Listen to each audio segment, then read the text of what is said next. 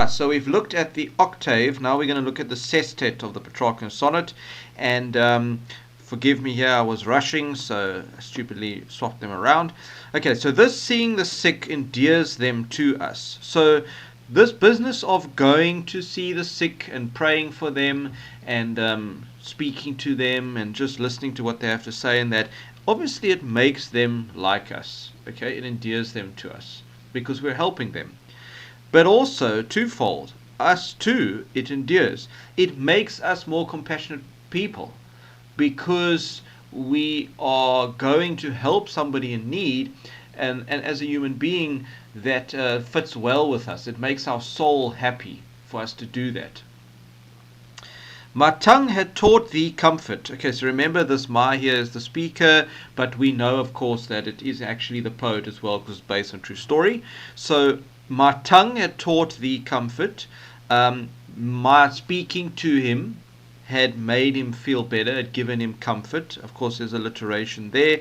And this whole alliteration that you see all the time is really just helping Hopkins get this beat going. It helps with the rhythm. Touch had quenched thy tears.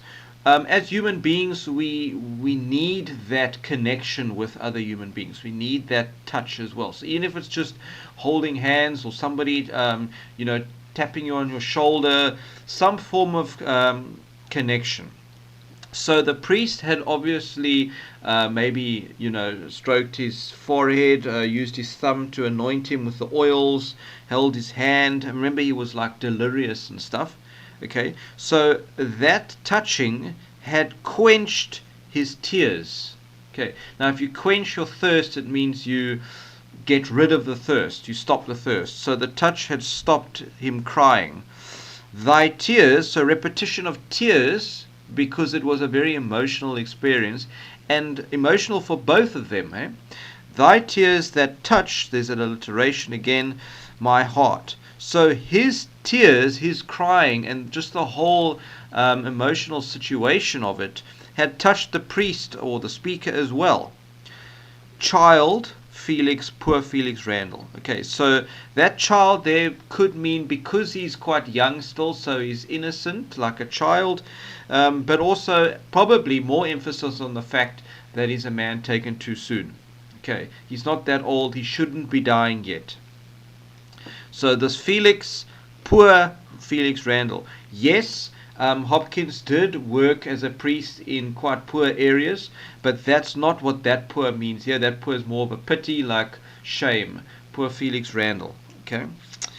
Then we go down to the last stanza, so the second part of the sestet. How far from then forethought of? Who would have thought then? Or who would have predicted the prediction? All thy more boisterous years, when thou at the random grim forge, powerfulest among peers. So you take this man, right, and he's quite a big guy. We saw that in the first stanza, big boned, hardy, handsome. And he's doing this job, lively, okay, boisterous years. Who would have thought that he would have become ill and die young? You would never think so, especially somebody like a big, strong man. So, when he was doing his job, when thou at the random grim forge, he was forging, he was shaping this steel, this metal into the horseshoes, okay? Random in this case means with great force he was doing it. Fierce forge. It's heavy duty, serious work. It requires strength.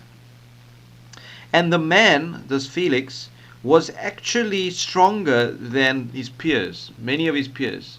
So amongst all the farriers, he was like one of the biggest, strongest guys. Okay. You would think he would be one of the last guys to get ill. Okay. Just goes to show that it doesn't matter who you are. If it's your time, it's your time. And when it comes to illnesses, it doesn't discriminate. So this whole stanza is really one thought. Didst fettle for the great grey dray horse his bright and battering sandal. Okay, so who would have thought that the man who was fettling, in other words, trimming the edge of a horse's hooves, but these weren't just any horses. These weren't like thoroughbred horses. These were like Frisian horses, really big horses, those horses that pull the carriages and heavy loads and stuff. So Shire horses, we sometimes call them. So it wasn't easy. Okay, it really was not an easy job. There's an alliteration again. And then he was trimming the edges of the horses' hooves, these big horses, okay, great, large, grey, just the color of them, and putting on bright and battering sandals. Now, a sandal for you and I is like a shoe, so he was putting on the horseshoes. And what about these horseshoes? They were bright because they were metal and like shiny, and battering because the hooves were going to like run, okay, and like stamp the ground. Okay, so it was like a battering ram. So the sandal was a battering sandal, basically. Okay. So that also just goes to show that it was the sandal, this horseshoe, so strong, created by this man. And now here we have this man who's like almost flipping delirious. Okay, if we go back up here, he's lost all ability to reason, rambling. Okay, weak, pining. Okay, so, and lastly I've written here, when you were younger, you never would have imagined you'd be so sick and die young. And that's basically summarizing those two lines over there. And so that is the poem, guys. I hope that helps. All the best for your assessments.